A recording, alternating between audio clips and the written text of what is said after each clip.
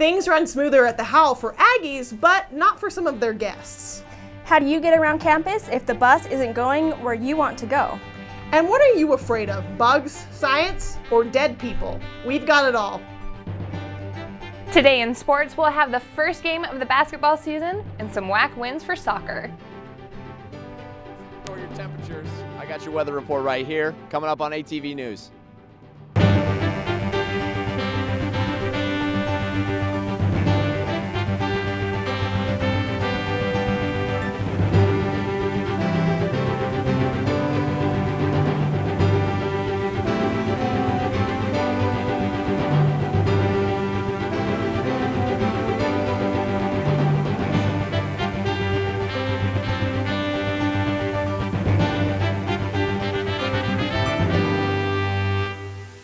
Hello Aggies, welcome to ATV News. I'm Bailey McMurdy.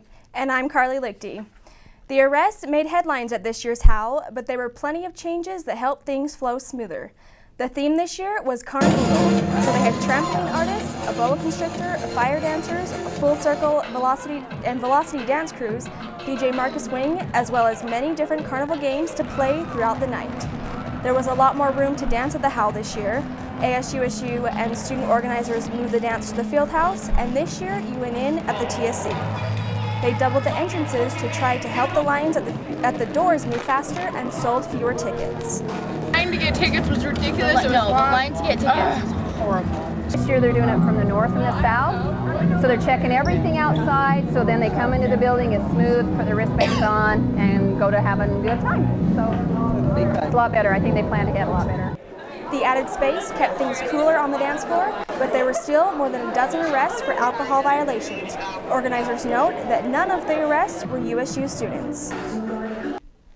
2 people have been named persons of interest in the death of 16-year-old Alexis Rasmussen.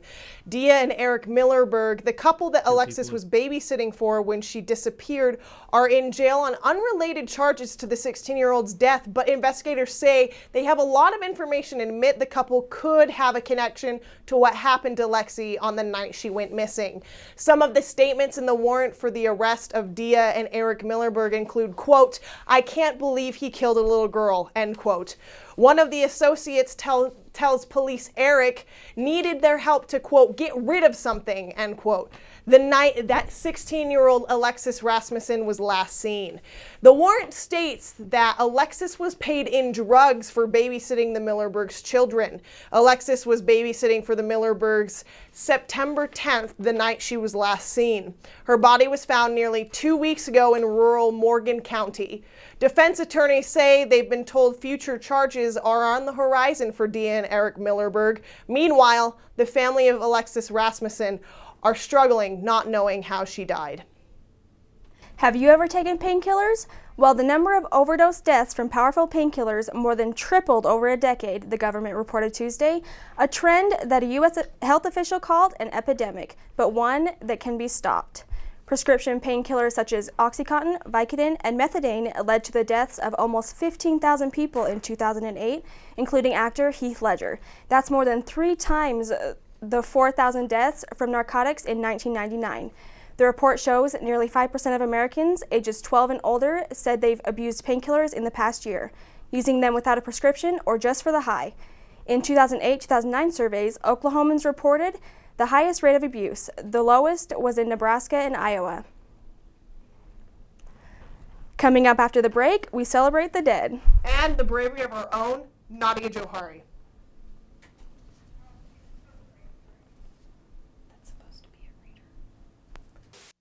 For most students, it's a challenge to keep up with school in the middle of the semester. But for students who are blind, the burden of school is a lot harder to bear. On Monday, the Cache Valley chapter of the National Federation of the Blind here on campus held an event that gave sighted students a look at life without vision. Britta Anderson walks us through the exhibit. Would you want to cross the street when this is your view? Sighted people were given a chance to feel what it is like to be blind in an event here on campus this last week. For most of us, something like walking down the stairs can be a very simple task. But to those who struggle with vision problems, it can be something that is extremely difficult to do. which is why the Cache Valley chapter of the National Federation for the Blind wanted to hold an event here on campus, not only to give students a chance to feel what being blind is like, but also to show what resources are available to help those in need. What I'm showing you is called the Victor Reader Stream.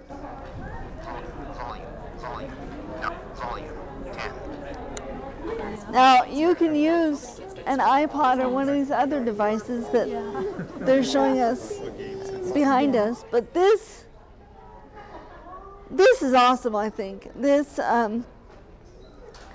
allows me to access my textbooks in a digital format.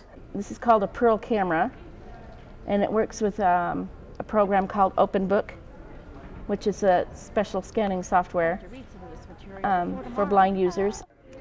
It kind of makes things a lot easier for me to be independent, as far as I don't have to rely on people as much to read mail and read books. These resources aren't just about making the lives of those who are blind easier. These tools provide an opportunity for these individuals to do more things on their own, such as continue their education and even pay their own bills.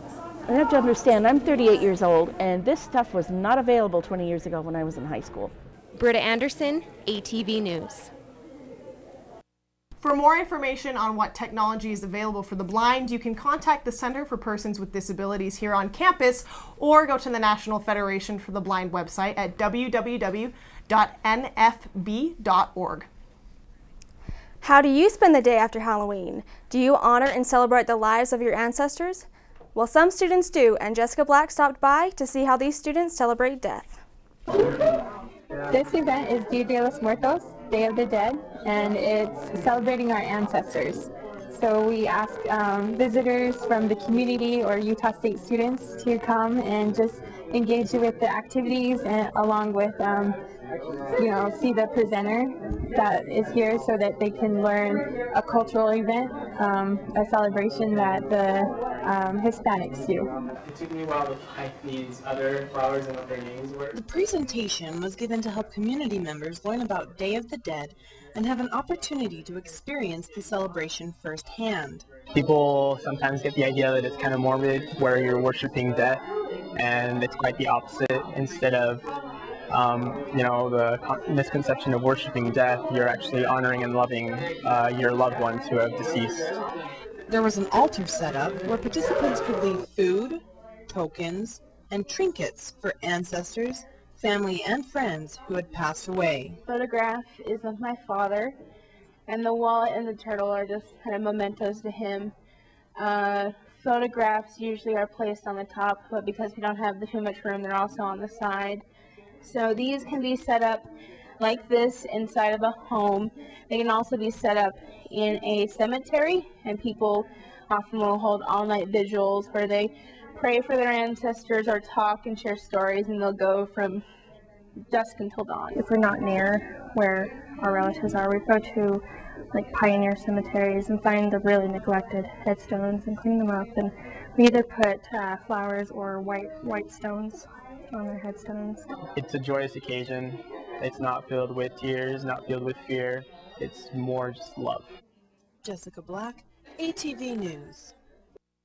The Anthropology Museum holds annual celebrations for Day of the Dead every year and say it's a holiday they always look forward to. Are you ready to face your fears? USU's Fear Factor offers the opportunity for you to see, touch, and taste some crazy bugs and worms. Nadia Johari found out her own fear factor. USU Beekeeping and Entomology Club organized a Fear Factor event to raise funds to work with the organic farm to produce organic honey. This is a Fear Factor event. It's sponsored by the Beekeeping and Entomology Club, which is kind of part of the biology department. But the main reason we're doing this is to help people face their fears. A lot of people are afraid of bugs, and we wanted to challenge people, and a lot of people find out that there's not really that much to be afraid of. The event is divided into 4 rounds. Round 1, move one hissing cockroach from one container to the other for 15 seconds.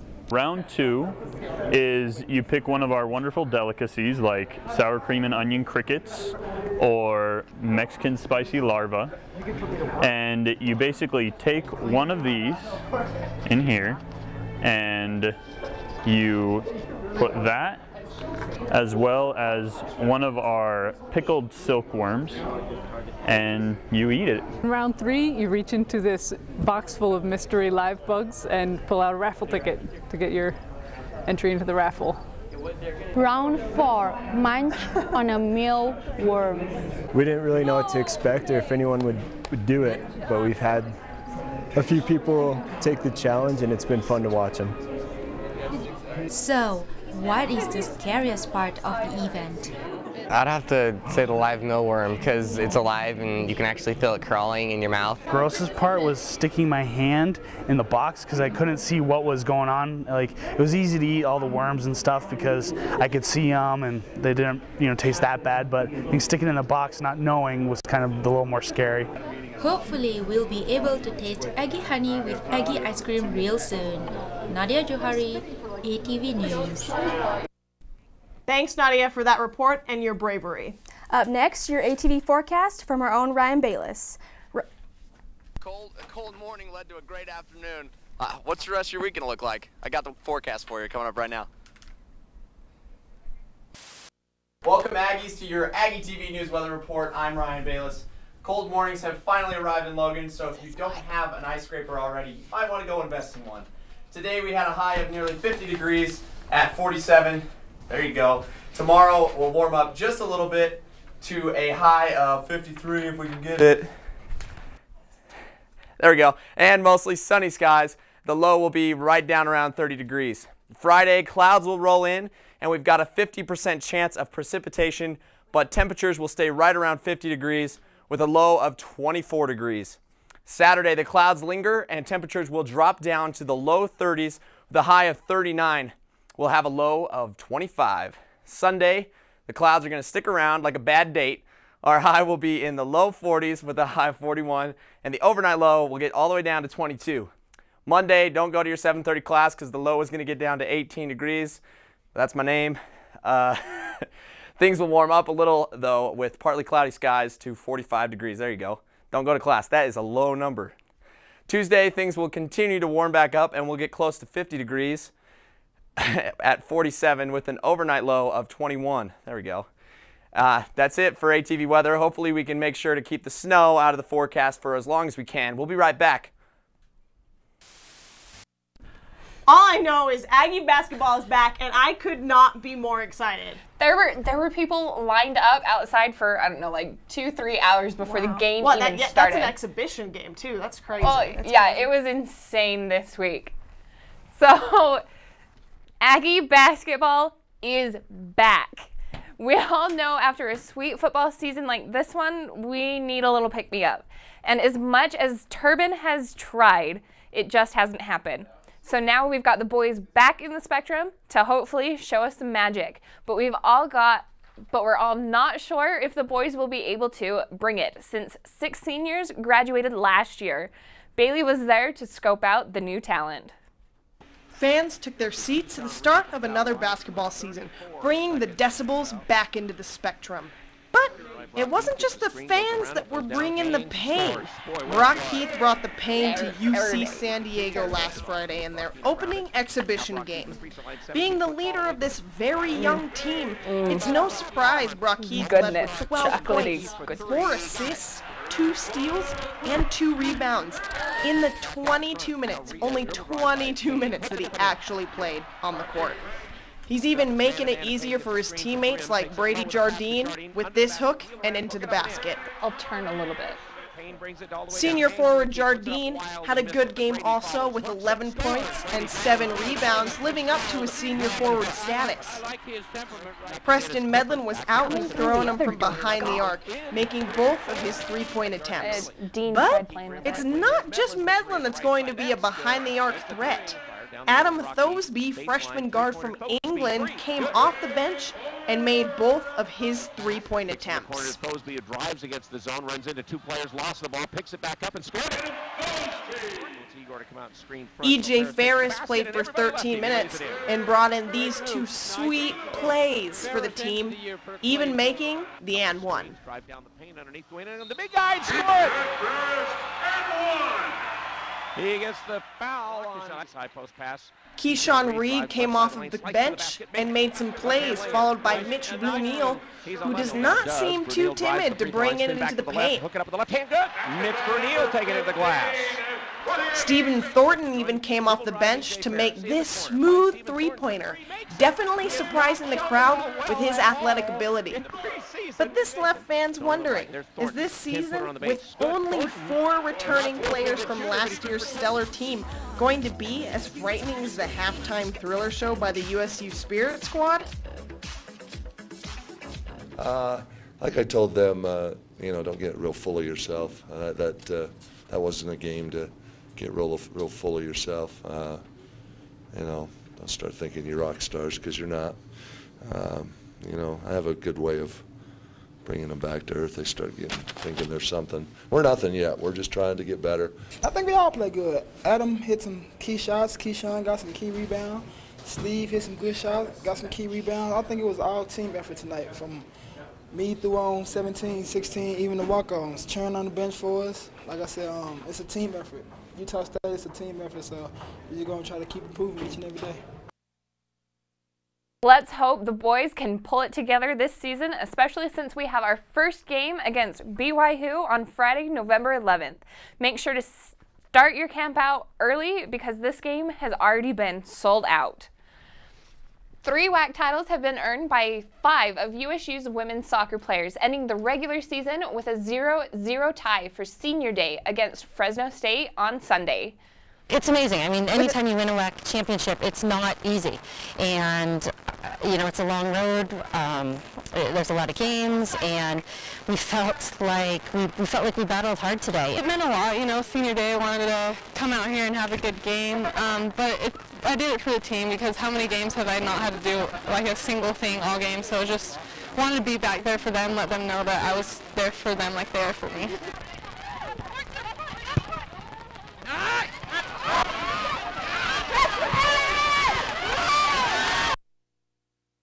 Goalkeeper Molly Merrill made the final save of the game on a Nizzoli shot to keep the score at 0-0. The Lady Aggies will be the #1 seed in the upcoming WAC tournament that is being hosted by Fresno State on November 3rd, 4th, and 6th. It was very hard to fight to get to the 3 WAC titles, and Friday's game helped to boost their confidence with winning San Jose State 3-0. The win gave them 13 wins for their regular season. Faces were tense among fans, players, and the coaches. The team was in their 5th set against New Mexico State last Thursday, preparing for what seemed like an impossible task, but they battled it out. Shea Sorensen killing it with a career high of 19 kills in the match. New Mexico had match points at... Sorry about all that confusion. Sorry about that. We're going to go back and see what the soccer team had to say. It's what you dream of. It's what you dream of, to have the opportunity to play in big games, and that's again, we've set ourselves up well to have that opportunity. We just got to come out and play and see how things go. Because we don't ever want to overlook a team, and so we were coming into this solely on them and not thinking ahead to the next game. And they'd always been a big competition, and we just played our best. Aggressive game and wasted no time, scoring in the first 4 minutes of the game and taking 9 shots in the first half. The first 45 minutes ending with the Aggies with a lead 1-0. Continuing strong in the second half, the Aggies scored another goal in the 49th minute when Flannery scored her team-leading 10th goal of the season in the 83rd minute. Freshman forward Jade Tarver took her shot and brought the Aggies to a 3-0 lead for her first collegiate goal. USU senior goalkeeper Molly Merrill earned her 3rd straight WAC shutout. and 4th in overall league play. The Lady Ags had 2 games last weekend. They've been struggling this season in WAC play, so were they able to pull out 2 W's? Bailey was on the sidelines avoiding some spikes and serves. Faces were tense among fans, players, and the coaches. The team was in their 5th set against New Mexico State last Thursday, preparing for what seemed like an impossible task, but they battled it out. Shea Sorensen killing it with a career high of 19 kills in the match. New Mexico had match points at 15-14 and 16-15, but USU did not cave and scored the last 3 points of the game. The winning point came from middle blocker Caitlin Van Hoff and setter Paige Neves with this sweet block to take the game. The Aggies brought their record to 10-13 in the season and 5-5 in WAC play, but they couldn't lose momentum because they next had a game to take on Louisiana Tech just 2 days later. Things weren't quite as tense as the last game. Senior All-American Liz MacArthur had 11 kills to lead the Aggies towards the 3-set match. She brought in 7 digs and 2 service aces for the night, which wasn't their strong point. But no matter how bad serving turned out to be, the team continued to fight to win in the 3 sets. And Grayson DeBose is confident about the upcoming WAC play. That was one of the things we've talked about as a team a bunch. We want to get a lot of momentum going into the conference tournament so that we're confident and comfortable with what we're doing. And our home schedule is a little more top-heavy now in the last half of the season than it was in the beginning of conference play. So that's been kind of nice too to get, as we go through this second round. The ladies are on the road tomorrow down in Provo, taking on the UVU Wolverines. Then they're back in the Spectrum this Friday, taking on Idaho for their last home game of the season before the WAC tournament. We wish the best of luck to the Lady Aggies. Join us. The Utah State men's cross country team came in first, and the women's cross country team ran to a 3rd place finish in Hawaii this past weekend. Captain Brian McKenna led the men with a time of 24 minutes and 46 seconds. His 1st place finish was his 2nd WAC title. The Aggie men have won the title since 6 of the past 7 years. Sorry about that. Ruth Hilton and Kaylee Campbell placed 9th and 10th for the Aggie women. Join us when we come back. Do you ever get sick of hiking up Old Main Hill? Ready Cart is perfect for you. Autumn Struve gave it a try and found out what it's all about. It's really good, it's really cheap, and it's so worth it. The Ready Cart is just on-campus shuttle service.